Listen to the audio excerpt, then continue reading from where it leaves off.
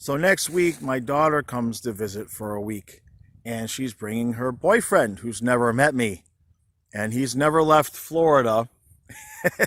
And he wants to have fires because I have a fire pit in the yard, and he says he wants to have some nights where we have fires. So we had some dead trees over here. There were 3 pine trees that died on me in the last few years, and we finally got around to cutting them down. Well, we've cut them down, but as you can see, there's still plenty of cutting to do. Lost in that whole big brush pile are 2 more big pieces just like that. I've got axes, I've got the chainsaw, I've got wood splitters. This poor kid's gonna show up. I'm gonna tell him to get to work. I tell this is how you do it in the country, kid. So good luck to him. I'm mean. I'm a bad person.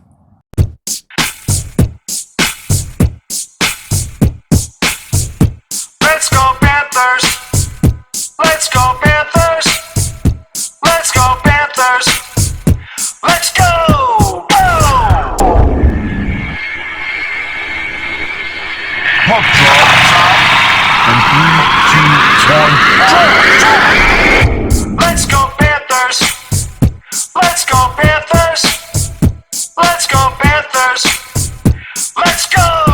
Go! All right.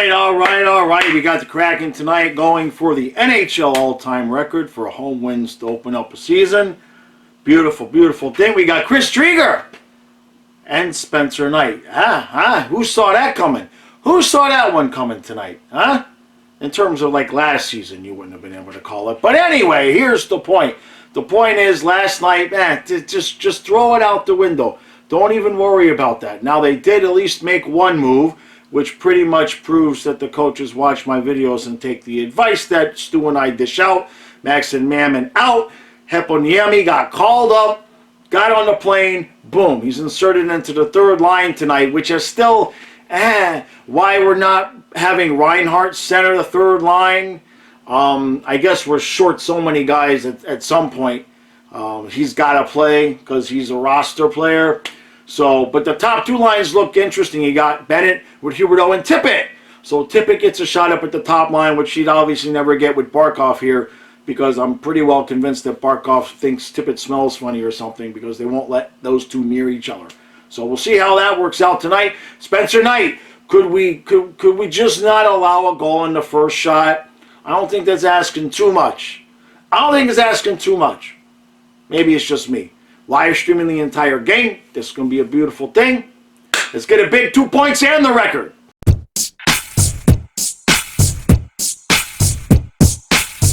Well, it's 2-1 Kraken after 1, and we kind of got lucky to get out of that period at 2-1. Drieger looks good. The couple of goals on Spencer Knight, especially the second one, look, it's 2 goals on 8 shots, but at the same point, the puck, he had the puck, was getting blocked by his pad. It was he was going to make the save, and then we're leaving guys wide open in front of the net to tip the puck 6 inches before he hits his pad, and it's 2-1. We're not playing well at all. We are completely being outworked every possible way. If there's a loose puck, Seattle's on it first. The forecheck, Seattle's forecheck is relentless, and ours is non-existent. If we continue to play like this, we are going to lose. The only good thing is, well, I don't know what the lines are anymore, because every time you look, there's a different trio out there. So I think they're just playing Yahtzee. I think literally they're just playing Yahtzee on the bench, and whoever rolls a 6 goes out onto the ice. Let's move on to the second period.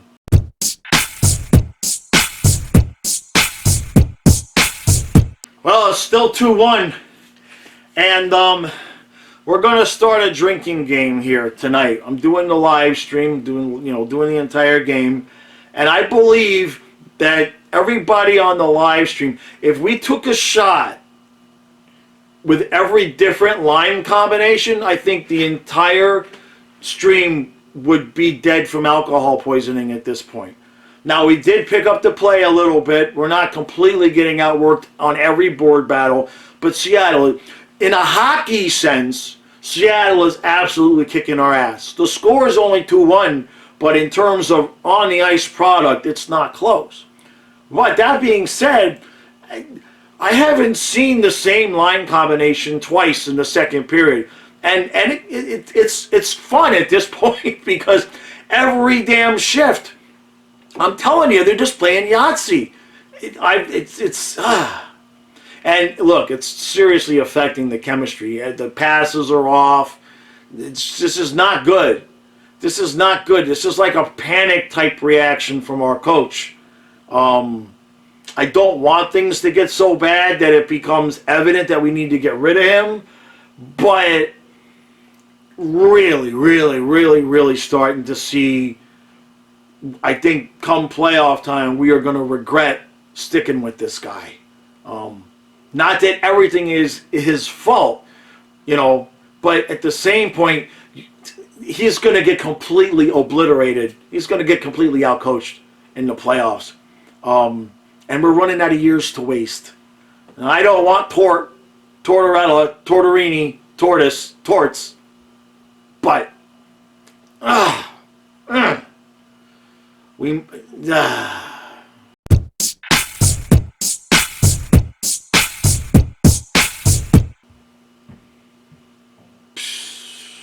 All right, so so I did live stream the entire game. So I've expended a lot of energy already. So I don't know how long this will be. 4-1 Seattle. Now there's this saying.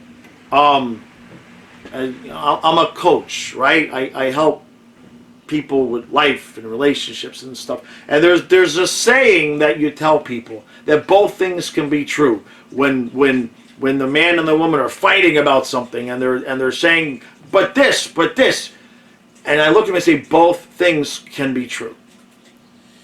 Seattle played a hell of a game. They busted their ass. They worked hard all 60 minutes, and it showed. And they deserve to win that game. At the same time, the Panthers played like absolute ass, with the exception of looking kinda almost decent for spots in the second period. Now, that's 2 nights in a row we've looked completely like not even dog poop, like donkey poop. All right? Now, what's the difference? Dog poop, it comes out of your dog. You love your dog, right? Dogs are cool. Oh, that dog crap. All right. The donkey's a pain in the ass. You see what I'm saying? So that's the difference here. This is not good. Now, I know we're missing Barkov. I know we're missing Duclair. I know we're missing Achari. I know we're missing Marchment. Yeah. But what we're missing now is effort and energy. Number one. Number two, we're missing chemistry. Why are we missing chemistry? Yes, we have some injuries. However, our coach, now I'm all for the line blender every once in a while. You play a bad period, you send some new lines out there for the second period, see what happens. But what we witnessed tonight was one of the most obnoxious panic jobs I think I've ever seen in terms of an NHL coach. That wasn't the line blender. That was the line disintegrator. There were no lines. There are no lines. There's nothing. There's no. I've never seen an NHL game like what I just witnessed, and I've got a hair in my eye. Damn it! I've never seen anything like it. Every shift was just completely random guys on the ice together. Every possible combination of players on the ice at the same. I've never seen anything like it. And he's panicking. Now, when the switch happened, when Q was unceremoniously dismissed, resigned, fired, canceled, whatever words you want to use for that situation, unfortunate as it is, Brunette came on, and things were rolling around pretty well, even though Bennett got hurt in Brunette's first game, so he immediately had to start making lineup changes. Then we hit that road trip, and it wasn't good. Wasn't good. And the in-game adjustments, the line matching, the knowing what buttons to press with who is playing with who and who has chemistry. This is an art. This is an art. And you learn that art by being a head coach. And that's what Brunette has said, is that he's learning new things every day. He's learning. Isn't it wonderful? It's almost like Bob Bugner all over again. Now, I'm not blaming this entire fiasco. It's just 2 games. I'm not saying it's all his fault. But we don't have time to figure out if it is. We don't have time to sit here and gauge which percentage of this is what. We're trying to win a freaking cup. The window won't stay open for forever. Now, I have been, you know it, when the whole thing went down with Q, I have been the biggest proponent of nobody from the outside. Nobody has wanted more than me for Brunette to make it happen.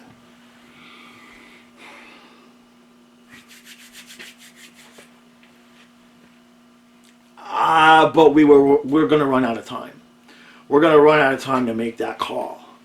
And while I do believe that Brunette is probably close to being ready to be an adequate NHL head coach, close to being ready to be adequate, I think when we get to the playoffs with this guy, we're going to get absolutely stoned, and we could be looking at a situation where we get outcoached to the point where we lose in the first round again. Because with the talent on this team, okay, the roll of paper towels could get this team 100 points as coach. All right? It's not rocket science at all. Okay? Pick any 2 people in the stands, and they could get 100 points out of this roster. Forget the regular season. This is about, does your coach have what it takes to win in the playoffs? And right now, in terms of the things that we've seen him do when the pressure is on, and how he has coached teams with line combinations and line changes on the road, which you kind of have to go on the road in the playoffs and win. What I'm seeing from this guy right now in terms of what's going to happen in the playoffs is we are going to get absolutely Hulk smashed and destroyed and outcoached and be done. And the only way to prove that theory is to let us go to the playoffs and get smacked around again. And I'm really beginning to not be interested in that. Now again, we're missing guys.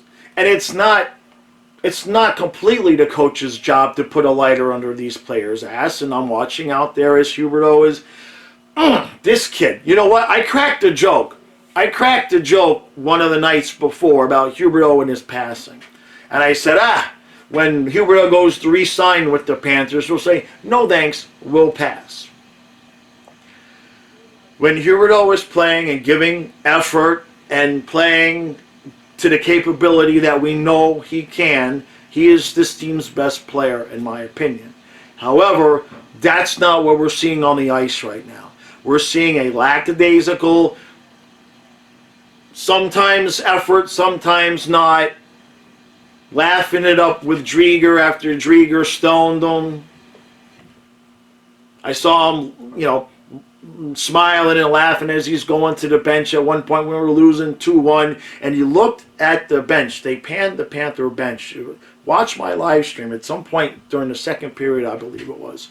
We're losing 2-1, and they panned the Panthers bench, and there's no emotion. There's nothing. There's Huberdeau kind of laughing, and there's everybody else just kind of, they're just sitting there.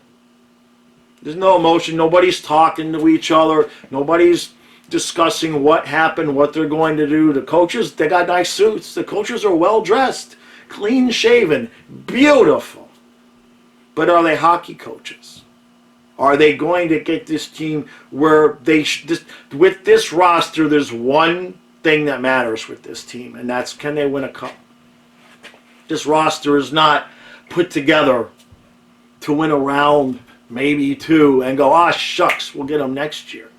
This roster is put together with one thing in mind, to win a cup. That's it.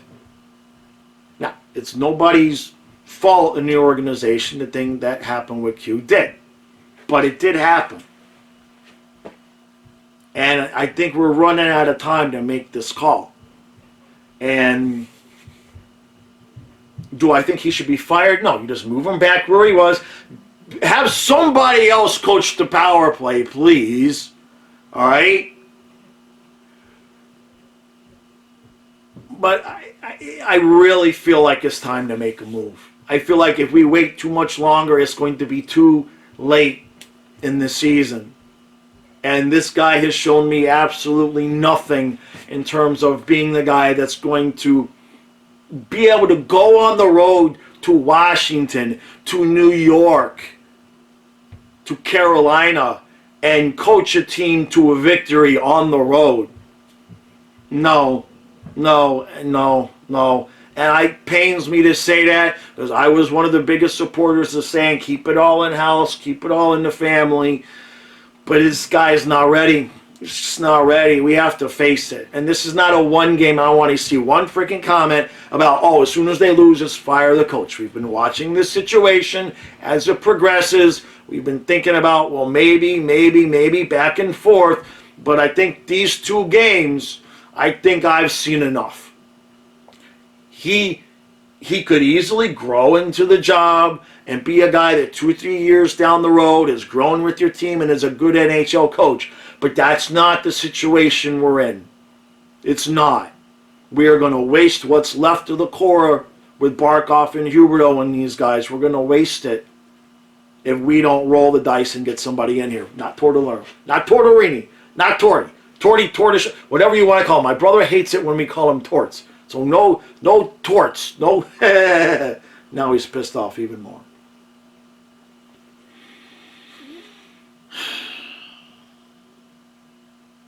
Because it just has to be done. Unfortunately, if we wait and we stick with this guy the rest of the season,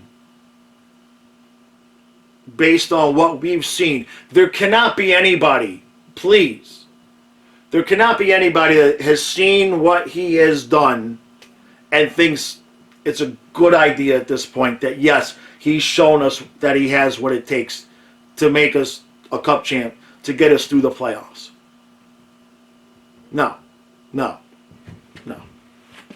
And damn it, I don't want to be the one saying that, because I was the one saying the opposite. Give somebody in-house a chance.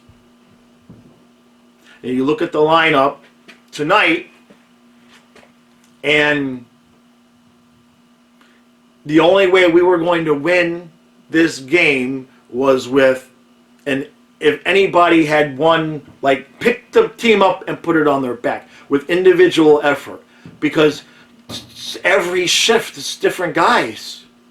And I mean, I'm seeing some crazy shit. Like at one point, I think it was like Thornton, Verhaeghe, and Huberdeau were on the ice.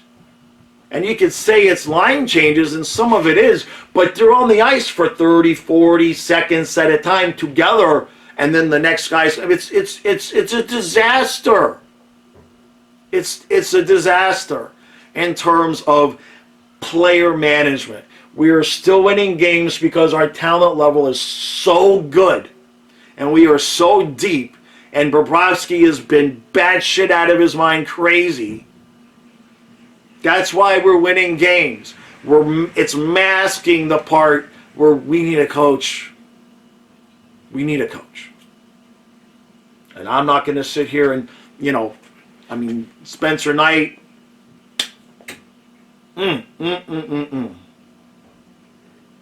He's a young goaltender with a great future. No doubt there. He also is playing a role that no 20-year-old goaltender should play, which is a backup goaltender on a team with cup aspirations because the pressure is enormous. He's not going to get enough games to really work on his game and fix things.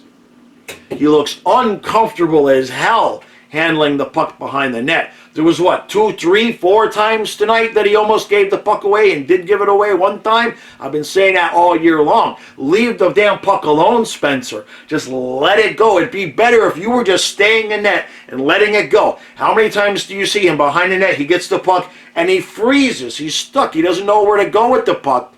And the teams are recognizing that and they're going to him and causing turnovers. And it almost cost us tonight, because he has to scramble to get back in the net into position. That's got to stop. But that's the kind of thing that only stops when the guy keeps playing and keeps playing. So it's not his fault. He should be playing more. But our backup from last year just stone cold beat us 4-1. You see what I'm saying? Do you see what I'm saying? Now, the rest of the personnel, Cuberto is absolutely playing like ass. He's doing that coasting lackadaisical thing. I can't freaking stand it, man. I cannot stand it.